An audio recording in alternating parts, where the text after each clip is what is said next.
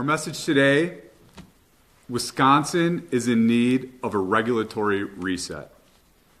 Instead of trying to find compromise with the legislature, Governor Evers wants to govern through administrative rule, regulating as much as he can, as fast as he can. Based on a new study from the Wisconsin Institute of Law and Liberty, Wisconsin has regulated itself into being the 13th most regulated in the entire country. Most of these regulations have been on the books and untouched for decades. That is why I'm authoring a regulatory sunset bill, ensuring all regulatory code must periodically justify its existence. By requiring regular review and offering opportunities for public input, this reform creates a more modern, responsive, and balanced regulatory framework. Unlike in the private sector, where policies are regularly evaluated and phased out if they're no longer useful, Wisconsin's administrative code often remains untouched. This regulatory accumulation enables agencies to enforce outdated or duplicative rules, creating unnecessary burdens on businesses, especially small employers. The bill I am authoring, which creates a regulation sunset process, ensures every regulation must periodically justify its existence, promote efficiency, accountability, and public transparency. By requiring regular review and offering opportunities for public input, this reform creates a more modern, responsive, and balanced regulatory framework. We're introducing a regulatory reset package here, and I'm going to introduce now some additional members of both the Assembly and the Senate who are going to talk about their legislation as well. We're going to start with Senator Wimberger. And Representative Tussler will be joining him as well. Thank you. Well, good afternoon, everybody. While the court eliminated the Chevron doctrine that gave bureaucratic acts a presumption of constitutionality, victims of unconstitutional regulatory discrimination still oftentimes face an insurmountable battle for their rights due to process costs. Bureaucracies know that litigating motions, trials, and appeals are expensive, and a defendant may just comply or settle as an economic decision, even though they are right in the law. LRB 0568 will make Wisconsinites more confident in the law, since demanding rights won't bankrupt them, and bureaucracies will face a penalty if they refuse to respect constitutional rights. And Representative Tussler. Yeah, you bet. So, one way I look at this is it's kind of like, imagine you had a friend that you thought was doing something wrong. That friend you could look at, and you have a choice to be made. You could say something to that friend, let them know, hey, I don't think this is right, or you could, let them continue to be wrong. Well, every once in a while, one of our administrative divisions of the state may or may not be doing something wrong. Either conservatives or liberals look at what they're doing and think that that's against the law or unconstitutional. What this bill will do is, if that friend comes to Wisconsin and says, we think what you're doing is wrong, if they turn out to be right, they're going to have their attorney's fees paid. If they turn out to be wrong, they're going to pay for it themselves. But if they're right, and they did Wisconsin a service by pointing this out, why should they get their money back? All right, after me is Dan Canodal. Oh, and Rob Hutton, too. Good afternoon. Thank you for being here. Along with Representative Canola, we have authored one of the bills for this regulatory reform. And as was previously mentioned, Wisconsin is one of the most regulated states in the entire nation.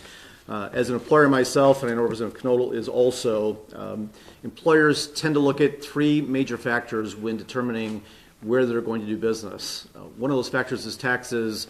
They're also concerned about talent, where we're going to find the workforce to perform what we need to run the business. And the regulatory environment is also high as number three, because businesses know those artificial barriers that prevent them from prospering and incorporating into the business what they need to benefit the state is certainly a key factor.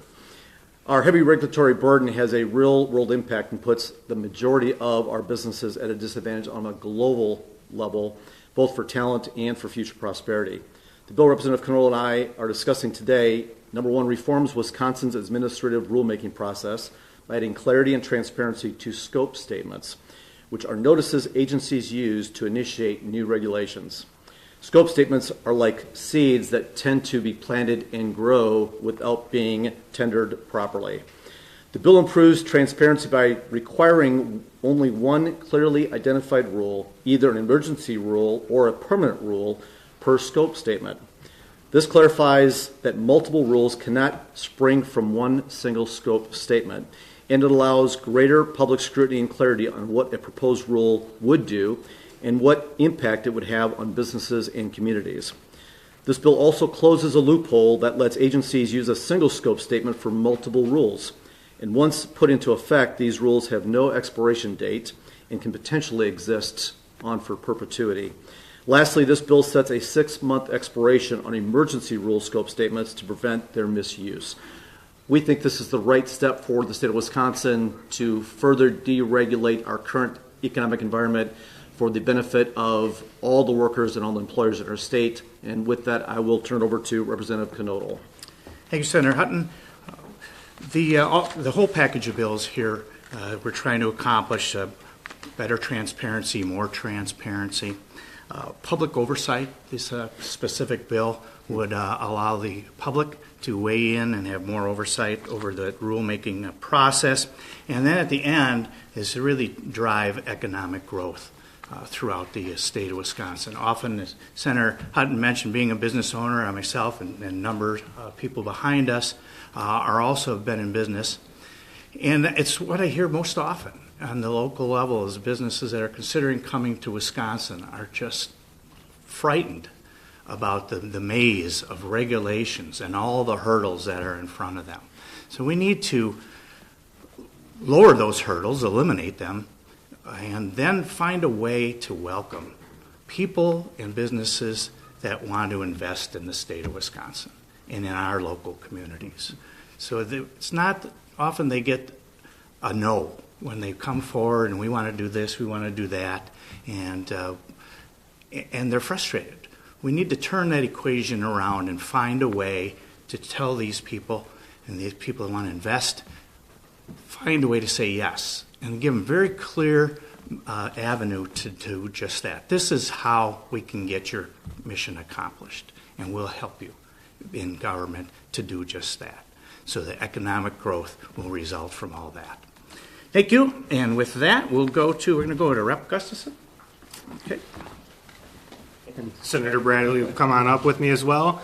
So I didn't know exactly what kind of prop I wanted to bring today, and I didn't know who was going to be here. So I know Emily's here. I wish Scott was here. I was going to have them both hold red tape while I cut it.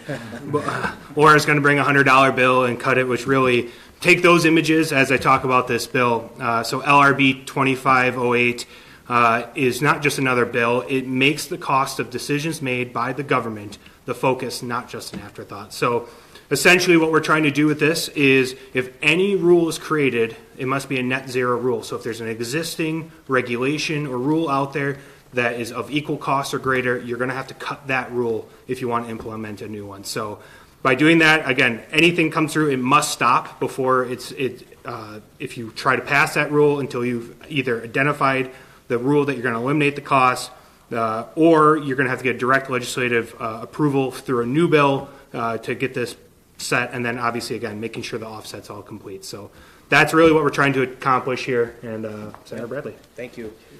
Yeah, it's a great summary of this, and basically this entire package, right? It's a red tape reset. Representative Knoll and Senator Hutton talked about the fact that Wisconsin has to compete globally. Well, right here in America, we have to compete with 49 other states too. So we've got to make sure that we are putting our best foot forward in that competition. We want to win people over. And what we're talking about, it's more than just facts, figures, and paperwork. We're talking about the single mom trying to open a home daycare who's facing licensing hurdles. We're talking about the small town builder who's watching costs skyrocket as he waits for a permit. It's the young entrepreneur with a big idea, but even bigger regulatory obstacles. The American dream, working hard, owning a home, and building a future, is slipping out of reach for too many. The amount of red tape is part of the problem, and these bills are part of that solution. We have to attract new people and new investments to our state, and more than anything, we need to set a tone, we need to send a message to everybody that you shouldn't need a government permit to pursue your potential. And with that, lastly, we will call up Representative Nebleski. Thank you. Good afternoon, everyone. I'm excited to be a co-author on a couple of these bills, but even more so excited to hopefully hear them in my committee. Excessive regulations have serious economic consequences. They slow economic growth, they increase costs for businesses and consumers, and they stifle innovation, all while the compliance costs put the greatest burden on our small businesses and working families.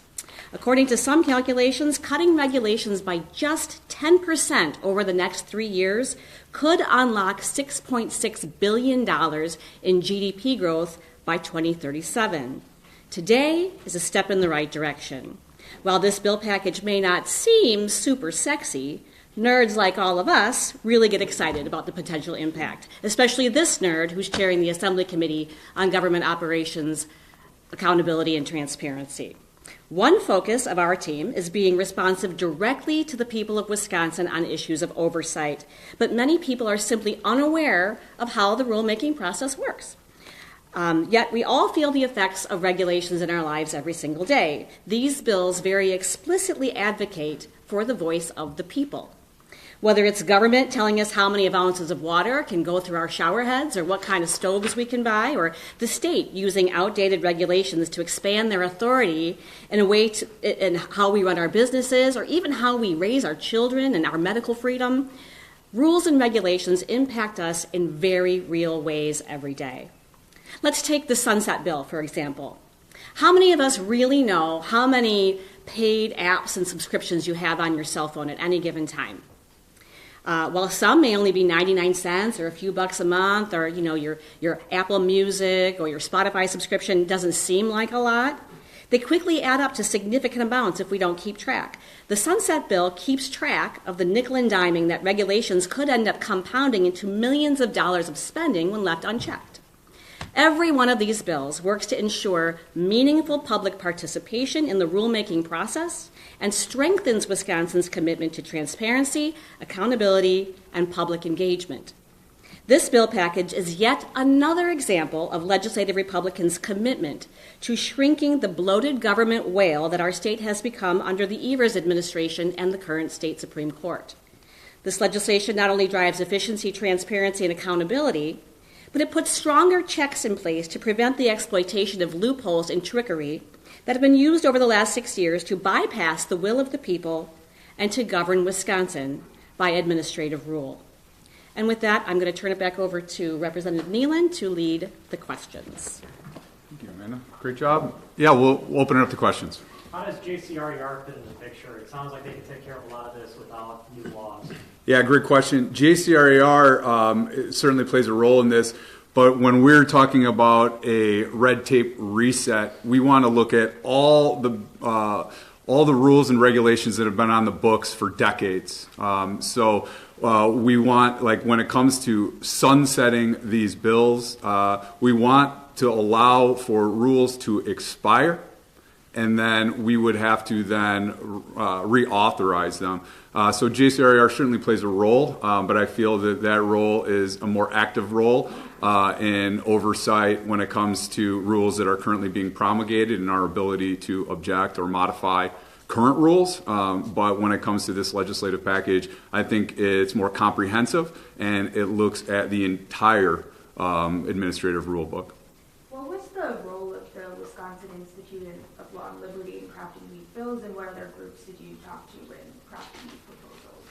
Sure, yeah. Wisconsin Institute of Law and Liberty provided some research and also had worked with our offices on some of this, at least in our office. I'm not sure if the other offices. But these are issues that we've all worked on for a lot of years, issues that we've cared deeply about as lawmakers. And this is our initiative when it comes to the red tape reset and nobody else's. Adam, I've been here a long time. I remember RAINS Act, write the rules, there's another cut the red tape process. How is this going to be different than those? Yeah, I must have been here a long time too because I remember all those as well. It's a good question, and I think a lot of what's been done in the past has looked at when you're implementing new rules, what is the process? Who is writing the rules? Who is reviewing the rules? What role does the public have in testifying or being a part of that discussion? And those are all important things. What RAINS Act is not able to do is go back and reset all the administrative rules we currently have in Wisconsin. Again, that legislation and a lot of the previous efforts has been targeted at looking at the promulgation of rules. Now we're looking at the stack of rules that have accumulated over the years that are piling up and we need to reset. We need a reset. Have you talked to, the governor is probably not going to be a fan of this package. What's the chance of getting past Governor Evers, or is this like building a foundation for if you have a Republican governor after 2026? Well, all of us up here can think of ways to go even further, I'm sure. I mean, I would like to see us relook at just the general rulemaking authority of agencies when we're not specifically delegating the authority to promulgate the rule. I think all of us can look at different ways we'd like to reform the regulatory process. I think these are actually ones that we put forward that we think that we can get passed. I think that we think that should have some bipartisan level of support. Unfortunately, Governor Evers makes a lot of mistakes. He is shown to be a failure as a governor. And, I'm not optimistic he'll make the right decision here. But I think that we're doing the best we can to try to reform the regulatory process, and we think that it's time for a reset. Okay, thanks, guys. If you have any other follow-up questions, you can contact the offices directly. I'm fine. Stay here in the Capitol. Thank you.